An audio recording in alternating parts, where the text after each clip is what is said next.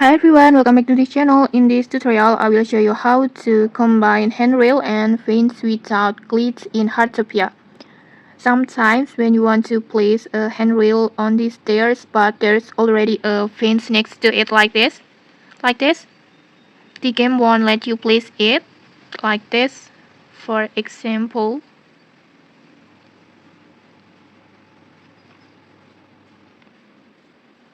like this, you can see the red mark like this. There it shows it can be placed overlap like this, but don't worry, I have a simple trick to combine them without using any glitch.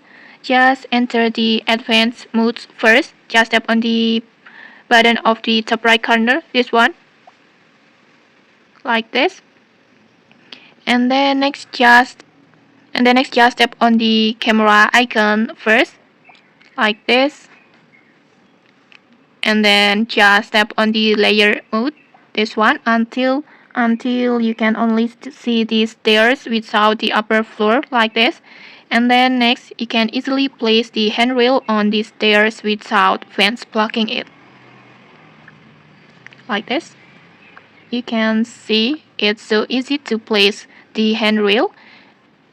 And then when you're done, just tap on save and then complete.